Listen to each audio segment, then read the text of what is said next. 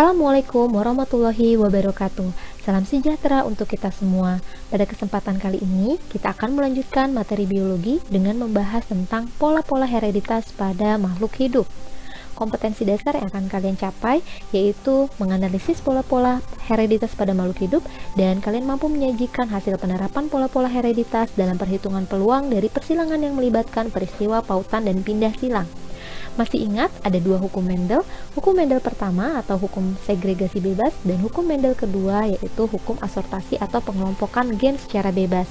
Namun, pada kenyataannya ketika dilakukan persilangan, terkadang ditemukan angka perbandingan yang tidak sama dengan pola-pola hereditas. Hal ini berarti telah terjadi penyimpangan semu pada hukum Mendel, antara lain interaksi antar alel, interaksi genetik, pindah silang, kemudian tautan. Interaksi antar alel merupakan gabungan gen sealel yang akan membentuk sifat yang berbeda dari induknya. Terjadi pada persilangan monohibrid. Contoh yang pertama adalah alel kodominan, di mana sepasang alel yang dalam keadaan heterozigot tidak menghasilkan sifat intermedier, namun membentuk sifat yang baru. Hal ini terjadi pada persilangan sapi luar negeri shorthorn yang memiliki warna rambut merah dibawa oleh gen CR besar disilangkan dengan sapi yang berambut putih dengan gen genotip CW besar dan CW besar. Pada keturunan pertama, 100% dihasilkan individu yang heterozigot, di mana heterozigot ini akan menampilkan sifat yang baru dibandingkan dari kedua induknya, yaitu sapi yang berwarna rambut roan.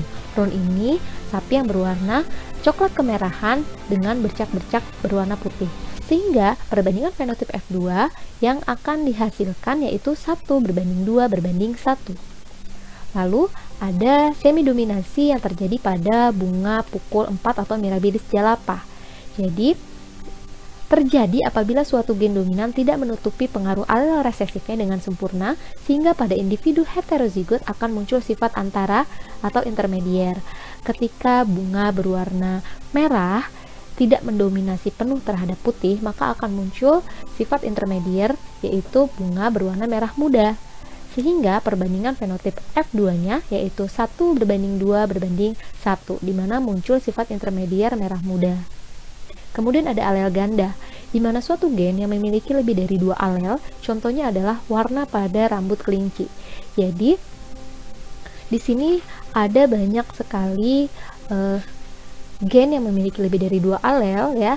Di sini ada gen C besar di mana menampilkan warna abu-abu tua yang lebih dominan dibandingkan dengan gen sinsila CH kecil ya, berwarna abu-abu keperakan, lebih dominan lagi terhadap abu-abu muda, lebih dominan lagi terhadap Himalaya dan albino.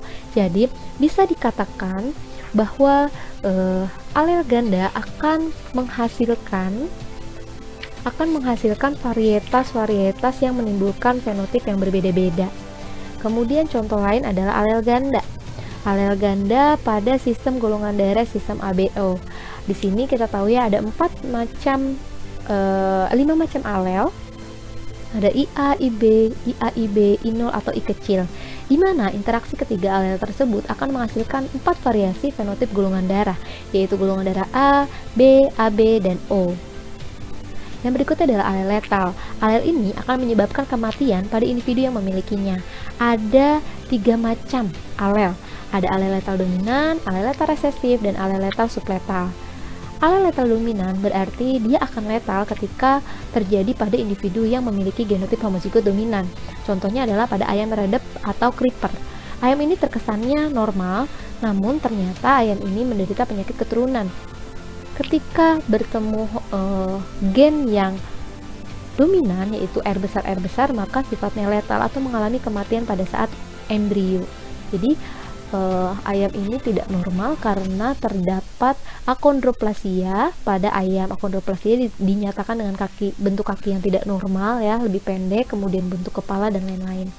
Kemudian kebalikannya nih, untuk alel letal resesif berarti genotip yang homozigot resesif yang akan letal. Berarti di sini contohnya adalah jagung yang memiliki genotip A kecil, di mana jagung ini akan albino, berarti dia tidak memiliki klorofil dan akhirnya letal pada embrio. Kemudian ada alel subletal, di mana alel homozigot dominan atau homozigot resesif akan menyebabkan kematian individu pada usia anak-anak hingga dewasa. Contohnya adalah thalassemia. Jadi, ketika ada parental yang memiliki penyakit thalassemia minor, genotipnya adalah heterozigot, kemudian akan didapatkan 3 jenis fenotip, di mana homozigot dominan adalah thalassemia mayor, dia akan letal pada usia anak-anak ya. Kemudian thalassemia minor dan ada yang normal. Yang normal di sini berarti yang justru yang homozigot resesif. Kemudian yang berikutnya ada interaksi genetik. Interaksi ini terjadi antara dua pasang gen non-alel atau lebih yang menimbulkan fenotip dengan rasio menyimpang secara simul terhadap hukum Mendel. Kita tahu pada dihibrid rasio perbandingan fenotipnya adalah 9:3:3:1 sesuai dengan hukum Mendel. Namun, jika terjadi interaksi genetik, maka terjadi penyimpangan di rasio ini. Contoh polimeri. Polimeri rasio yang dihasilkan adalah 15:1. Berarti 15 ini terdapat penyimpangan rasio pada hukum Mendel yaitu 9:3:3 dan seterusnya. Kita akan pelajari satu persatu. Yang pertama adalah atafisme. Atafisme ini merupakan interaksi beberapa gen yang menghasilkan sifat yang baru. Jadi, contohnya adalah pada bentuk gengger atau pial pada ayam. Dibawa oleh 4 macam gen. R besar berarti menghasilkan pial yang berbentuk gerigi atau mawar. Kemudian R kecil dan P kecil menghasilkan pial yang berbentuk single atau bilah atau tunggal. Dan P besar yang berbentuk biji. Nah, ketika disilangkan ayam yang berpial ros dengan yang berpial biji, maka akan menghasilkan F1 berupa genotip heterozigot. Nah, di sini terjadi pembentukan sifat yang baru karena interaksi antara gen R besar dan P besar. Menghasilkan sifat barunya adalah pial yang berbentuk walnut. Nah, ketika sudah terjadi persilangan pada generasi kedua, maka akan dihasilkan fenotip yang berbeda meskipun rasionya sama 9:3:3:1. Namun di sini telah terdapat sifat yang baru yaitu pial berbentuk walnut. Yang berikutnya epistasis dan hipostasis, di mana terjadi interaksi antara gen dominan menutupi gen dominan yang lain yang bukan sealel. Gen epistasis menutupi ekspresi gen hipostasis, berarti epistasis yang menutupi, hipostasis yang ditutupi. Contohnya adalah warna sekam pada gandum. Ada 4 macam gen. H besar sifatnya hitam, di mana hitam ini epistasis terhadap K besar. K besar ini kuning, berarti kuning ini yang tertutupi. H kecil dan K kecil ini sifat warna putih pada sekam gandum. Jadi, jika ada genotip individu yang H besar, H besar, K besar, K besar, maka warna sekam gandumnya adalah hitam. Karena apa? Karena hitam menutupi warna kuning meskipun keduanya ini adalah gen dominan. Ada contoh epistasis yang lain. Yang pertama adalah epistasis dominan. Berarti, gen yang menutupi gen lainnya bersifat homozigot dominan. Di sini contohnya adalah pewarisan warna buah pada walu besar. Ketika ada homozigot dominan, berarti dia yang menutupi. Ya, di sini kan Y besar, Y besar, Y besar, Y besar warnanya putih, Y kecil, Y kecil, Y kecil, Y kecil warnanya hijau. Jadi ketika ada yang homozigot dominan, Y besar, Y besar, Y besar, Y besar, dia akan berwarna putih, dan ada yang Y besar, dia juga akan berwarna putih. Sehingga perbandingannya menjadi 12:3:1. Epistasis resesif berarti kebalikannya. Jika ada genotip yang homozigot resesif, itulah yang menutupi. Sehingga perbandingannya akan menjadi 9:3:4. Epistasis gen dominan rangkap terjadi jika dua gen dominan atau lebih menghasilkan satu fenotip yang sama. Namun, jika tidak ada gen dominan yang muncul, fenotip resesif yang akan muncul. Jadi, misalnya di sini ada gen dominan nih ya. Ada gen dominan. Selagi dia ada gen dominan berarti memunculkan fenotip yang sama. Berarti kalau yang resesif, homozigot resesif itu yang memunculkan fenotip resesif ya. Oke, kemudian ada epistasis gen rangkap dengan efek kumulatif. Terjadi jika kondisi dominan baik homozigot ataupun heterozigot pada salah satu lokus menghasilkan fenotip yang sama. Gitu. Jadi rasio perbandingan F2-nya sebesar 9:6:1. Ada juga polimeri. Polimeri ini merupakan sifat yang muncul akibat persilangan heterozigot karena terdapat dua atau lebih gen yang menempati lokus berbeda tetapi masih memiliki sifat yang sama. Karena sifat yang ditampilkan sama, otomatis ketika akan muncul satu gen dominan di situ, ya berarti dia akan bisa menutupi sifat yang lain. Di sini contohnya adalah warna biji gandum yang merah, di mana terdapat dua atau lebih gen, ya, ada M besar 1, M besar 1, M besar 2, M besar 2 disilangkan dengan putih M kecil 1, M kecil 1, M kecil 2, M kecil 2, sehingga setelah disilangkan pada generasi F2 nya ketika ada satu sifat dominan saja yang muncul, maka sifat ini bisa mendominasi atau menutupi sifat yang lain. Otomatis yang berwarna merah akan lebih banyak daripada yang berwarna putih dengan perbandingan 15:1. Kemudian ada kriptomeri, di mana peristiwa gen dominan yang karakternya akan muncul jika bersama-sama dengan gen dominan yang lain.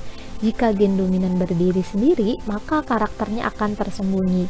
Contohnya adalah warna bunga pada Linaria marocana, di mana gen ada 4 macam, ya. Ada gen A besar, berarti pigmennya berekspresi memunculkan warna. A kecil tidak mengandung pigmen. B besar, sitoplasmanya dalam kondisi basah, dan B kecil, sitoplasmanya dalam kondisi asam.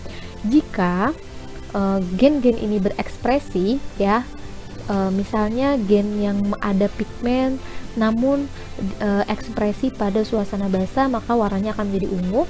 Kemudian gen yang mengandung pigmen tapi berekspresi pada suasana asam akan berwarna merah, dan gen yang tidak mengekspresikan pigmen, berarti tidak ada pigmen baik di kondisi asam ataupun basah, maka dia tidak menampilkan warna, atau di sini bunganya berwarna putih, seperti itu. Nah, sehingga ketika kita silangkan, ya, misalnya ada bunga Linaria marocana yang berwarna merah. Kalau merah kan berarti dia ada pigmen tapi dalam kondisi asam. Kemudian berwarna putih, berarti dia tidak ada pigmen, bisa dalam kondisi basah ataupun asam. Di sini berarti dalam kondisi basah, ya. Kemudian dihasilkan berarti heterozigot. Kalau heterozigot berarti dia ada pigmen dan kondisinya basah, warnanya ungu. Dan pada generasi F2-nya akan dihasilkan ungu berbanding merah berbanding putih dengan perbandingan 9:3:4. Berarti terjadi penyimpangan di mana? Di 3:1. Ya, di sini kan harusnya 3:1, tapi di sini 4. Kemudian ada gen komplementer, merupakan interaksi gen yang saling melengkapi. Jika satu gen tidak muncul, maka sifat yang dimaksud juga tidak muncul atau sempurna. Contohnya ada pada warna bunga Lathyrus odoratus. Jadi ada 4 macam gen di sini. Yang P besar ekspresi pigmen, P kecil tidak ada pigmen, I besar enzim pengaktif pigmen, dan I kecil tidak ada enzim pengaktif. Berarti saling melengkapi. Berarti kalau mau bunganya berwarna ungu, dia harus ada pigmen mengekspresi, gitu ya, dan ada enzim untuk mengaktifkan pigmennya, sehingga bisa didapat rasio warna bunga ungu dengan warna bunga putih dengan perbandingan 9:7. Kemudian penyimpangan hukum Mendel dapat disebabkan ada 3, ya. Ada pautan gen, berarti terdapat banyak gen dalam satu kromosom. Ada pindah silang crossing over, kita sudah belajar, ya, waktu pembelahan meiosis, berarti di sini akan terdapat rekombinasi. Kemudian ada gagal berpisah atau non-disjunction. Pautan gen berarti diakibatkan karena terjadi jika jarak antar gen ini saling berdekatan. Kemudian dapat juga terjadi pada kromosom tubuh dan kromosom seks. Di sini ada contoh gen yang bertaut, ya, karena jaraknya dekat, sehingga ada sepasang kromosom homolog gen A besar bertaut dengan B besar, bertaut dengan C besar, bertaut dengan D besar, bertaut dengan E besar. Lalu gen A kecil bertaut dengan B kecil, bertaut dengan C kecil, D kecil, dan E kecil. Sehingga ketika bertaut otomatis jumlah gametnya akan lebih sedikit. Kalau seperti ini kan berarti hanya ada dua jenis gamet saja. Gamet yang pertama adalah A besar, B besar, C besar, D besar, E besar, dan gamet berikutnya A kecil, B kecil, C kecil, D kecil, E kecil. Kemudian ini contoh yang tautan autosomal, berarti terpaut pada kromosom autosom, ya, yang tadi sudah dijelaskan. Karena terjadi tautan, berarti jumlah gametnya sama dengan induknya atau tidak terjadi rekombinasi. Oke. Ini jika terjadi di pautan seks, berarti dia terletak di kromosom seks. Kita ada 2 kromosom ya, kromosom seks, yaitu jenisnya X dan jenisnya Y. Peneliti Morgan menemukan alat buah jantan bermata putih yang kemudian dikawinkan dengan betina bermata merah. Ternyata F1 yang dihasilkan adalah lalat bermata merah baik yang berkelamin jantan maupun berkelamin betina. Jika F1 dikawinkan, akan diperoleh perbandingan fenotip F2 di mana 3 untuk lalat bermata merah dan putih untuk lalat bermata putih. Yang menarik di sini, tidak pernah ditemukan lalat bermata putih pada betina. Sehingga kita dapat simpulkan yang pertama adalah fenotip mata merah merupakan fenotip normal bersifat dominan dan dikendalikan oleh gen M besar. Yang kedua, fenotip mata putih merupakan fenotip mutan bersifat resesif dan dikendalikan oleh gen M kecil. Gen warna mata bertaut pada kromosom kelamin X. Pada kromosom kelamin Y tidak terdapat alel warna mata. Jadi dia nempelnya bertautnya pada kromosom X. Sehingga bisa dipastikan dan dihasilkan fenotip F2-nya rasionya 3:1. 3 ini untuk bermata merah baik pada jantan dan betina, dan putih hanya ditemukan pada jantan saja dengan perbandingan 3:1 ya. Kemudian pindah silang. Nah, pindah silang ini kita sudah belajar pada saat proses pembelahan meiosis.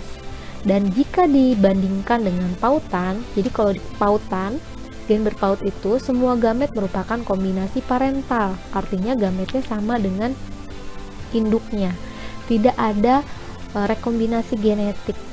Nah, kalau dipindah silang, kita ingat kembali, karena dipindah silang terjadi pertukaran gen yang terdapat dalam suatu kromosom dengan gen-gen yang terletak pada kromosom lainnya, baik yang sehomolog ataupun bukan sehomolog, dan di mana pada saat pertukaran gen pada suatu kromatid diikuti dengan patah dan melekatnya segmen kromatid tersebut pada kromosom pasangannya, sehingga gen berpindah ke segmen kromosom pasangannya dan terjadilah rekombinasi genetik.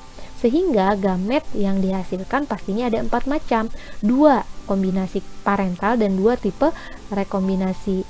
Dan perbedaan dari pautan, kalau pautan kan semakin dekat jarak kedua antar gen itu dapat berpaut. Kalau pindah silang kebalikannya, semakin jauh jarak kedua gen tersebut, kemungkinan terjadi pindah silang semakin besar.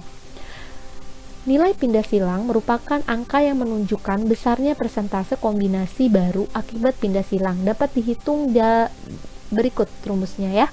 Jadi NPS sama dengan jumlah rekombinan per jumlah rekombinan ditambah jumlah kombinasi parental dikali 100%, di mana nilai NPS ini tidak melebihi 50%, karena yang pertama, hanya 2 di antara 4 kromatid saja yang ikut berperan dalam pindah silang, jadi tidak semuanya. Kemudian, pindah silang ganda mengurangi banyaknya rekombinasi yang ada. Kita lihat pada diagram persilangan berikut untuk membuktikan adanya crossing over, di mana terjadi persilangan antara lalat buah yang memiliki tubuh normal sayap panjang sebagai parentalnya dengan genotip homozigot dominan disilangkan dengan lalat yang memiliki tubuh eboni sayap vestigial homozigot resesif sebagai parentalnya. Ketika dihasilkan F1 semuanya heterozigot dan kita tes cross F1 dengan yang resesif, sehingga bisa dihasilkan ini ada 4 macam ya, 4 macam. Kita lihat ya, 2 ini tipe parental, maksudnya tipe parental itu fenotipnya sama dengan induknya. Oke, tubuh normal sayap panjang dan tubuh eboni sayap vestigial, dan 2 ini adalah rekombinan. Tipe rekombinan ini berarti berbeda dengan induknya, tubuh eboni sayap panjang ya, dan tubuh normal sayap vestigial. Oke, dan di sini tidak melebihi 50% karena hanya 2 dari kromatid saja kan yang melakukan pindah silang. Faktor-faktor yang mempengaruhi pindah silang ada 6. Yang pertama temperatur, ada umur, ada zat kimia, ada penyinaran sinar X, ada jarak antar gen yang terangkai, dan ada jenis kelamin. Yang berikutnya adalah gagal berpisah atau non-disjunction. Gagal berpisah ini maksudnya adalah kegagalan kromosom homolog untuk memisahkan diri pada saat pembelahan meiosis. Dan banyaknya perubahan tergantung pada banyaknya kromosom yang mengalami gagal berpisah. Jadi jika hanya kromosom nomor 5 saja yang gagal berpisah, berarti terjadi perubahan hanya di kromosom nomor 5 saja.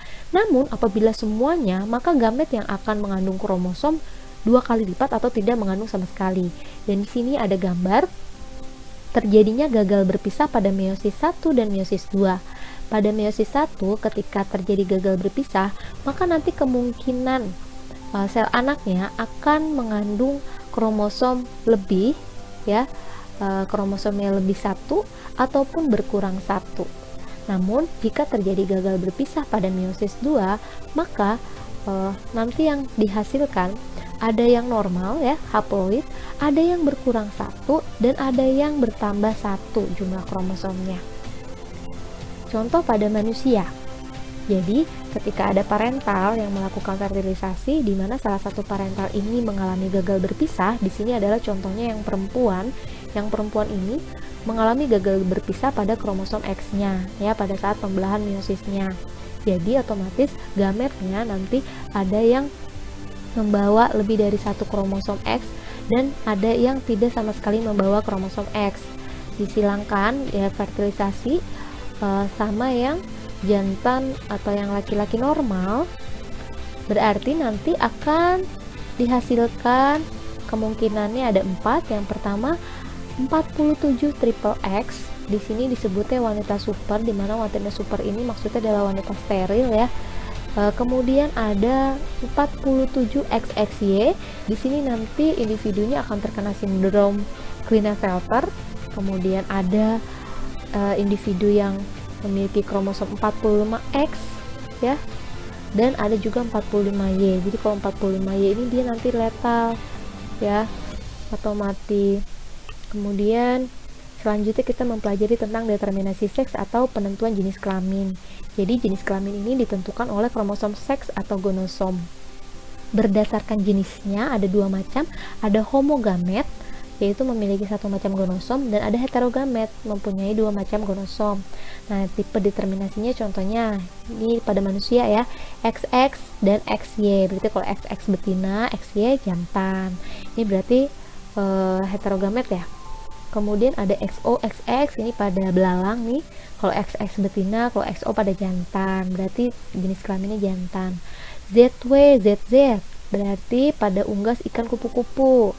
ZZ-nya jantan, ZW-nya yang betina. Dan ada tipe haploid dan diploid, ya. Jadi kalau diploid itu betina berarti nanti ovumnya dibuahi. Tapi kalau haploid jantan berarti ovumnya tidak dibuahi. Ini contohnya pada semut dan rayap. Nah, determinasi seks pada manusia kita juga sudah tahu, ya.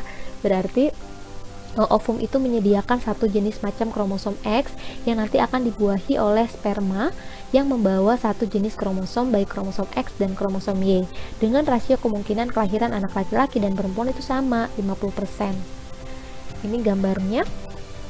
Ini pada manusia, ya. Jadi jika ovumnya dibuahi oleh sperma yang membawa kromosom X, berarti nanti jenis kelaminnya adalah perempuan. Jika ovumnya dibuahi oleh kromosom Y, ya, berarti nanti jenis kelaminnya adalah laki-laki, dan seterusnya. Ini ada pada belalang, ada pada lebah, ada pada ayam. Nah, itu alhamdulillah sudah disampaikan semua materi tentang pola-pola hereditas, meskipun singkat. Jadi kamu bisa mencari dari sumber manapun, ya, untuk memperkaya materi kalian. Jangan lupa dikerjakan LKPD-nya dengan teliti dan dikirimkan tepat waktu. Selamat belajar anak-anakku yang hebat. Semoga video pembelajarannya bermanfaat. Pastinya masih banyak sekali kekurangan pada video pembelajaran kali ini. Saya mohon maaf. Wabillahi taufiq wal hidayah. Wassalamualaikum warahmatullahi wabarakatuh.